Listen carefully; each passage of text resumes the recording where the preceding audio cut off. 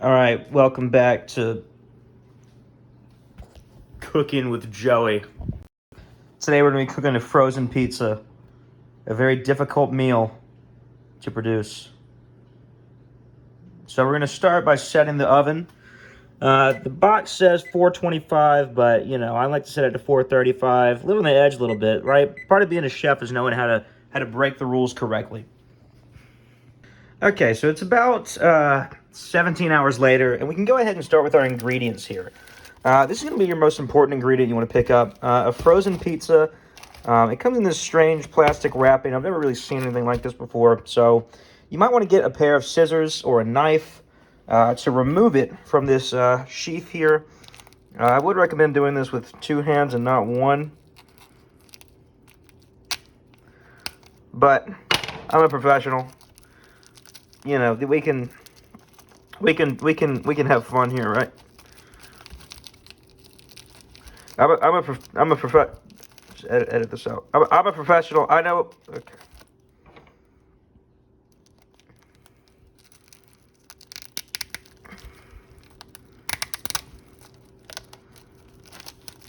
Gosh, I'm a professional. I know how to open these things, and so basically, okay, what you're gonna do is you're gonna get the pizza out from its peel.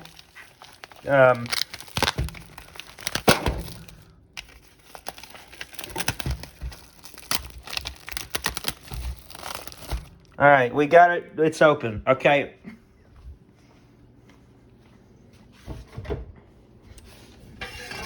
Next, you want to find yourself a little metal frisbee. These are really useful when cooking stuff, because I didn't realize before all like the tomato sauce would just drip to the bottom of the oven, and you don't want that. So instead, you just get one of these, and it has holes in it, so you may think that it's still drip through, but it won't. So basically, you want to put this on. Okay, yeah, you want to do this number here. And then, how is it still preheating? Okay, guys, I'm going to recommend you're actually very careful when you take off the peel. I accidentally, shifted the whole thing to that side, and I don't know, it's still cold. I don't know how I did that, but just be careful. All right, here we into the unknown.